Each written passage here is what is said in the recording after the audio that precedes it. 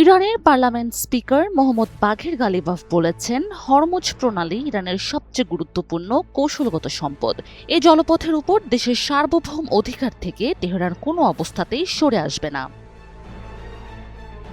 মঙ্গলবার টেলিভিশনে দেওয়া এক সাক্ষাৎকারে তিনি বলেন, সম্প্রতি ইরান ও যুক্তরাষ্ট্রের মধ্যে স্বাক্ষরিত সমঝোতা স্মারকে হরমুজ প্রণালীতে সামুদ্রিক সেবার ফি থেকে সাময়িক ছাড়ের বিষয়টি উল্লেখ থাকলেও এতে প্রণালীটির উপর ইরানের সার্বভৌম অবস্থানের কোনো পরিবর্তন হয়নি।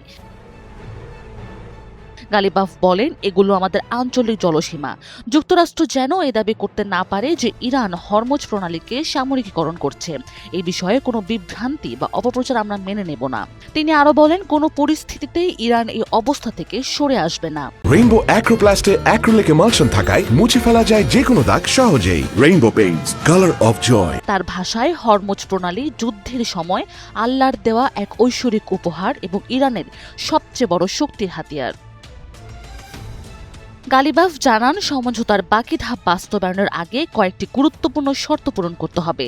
এর মধ্যে রয়েছে যুদ্ধের অবসান, লেবাননের সার্বভৌমত্ব পুনঃপ্রতিষ্ঠা, ইরানের বিরুদ্ধে যুক্তরাষ্ট্রের নৌ অবরোধ প্রত্যাহার, হরমুজ প্রণালী পুনরায় উন্মুক্ত করা, ইরানের তেল রপ্তানি নিশ্চিত করা এবং জব্দ করা ইরানি সম্পদ মুক্ত করা।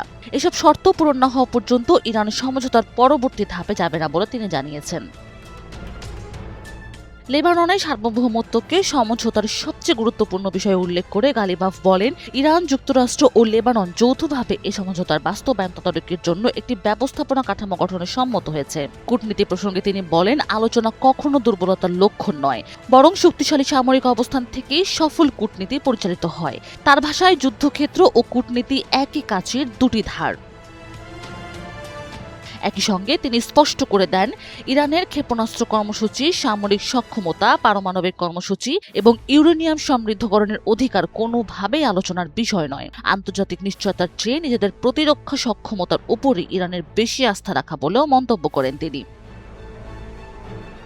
গালিবাফ আরও সতর্ক করে বলেন, সমঝোতার প্রথম শর্ত অর্থাৎ যুদ্ধবিরতি ভঙ্গ হলে ইরান প্রয়োজনীয় জবাব দেবে। তার ভাষায়, আমরা লক্ষ্য অর্জনের জন্য আলোচনা করি, কিন্তু যুক্তি ও সমঝোতা ব্যর্থ হলে শক্তির ভাষা প্রয়োগ করতেও প্রস্তুত আছি।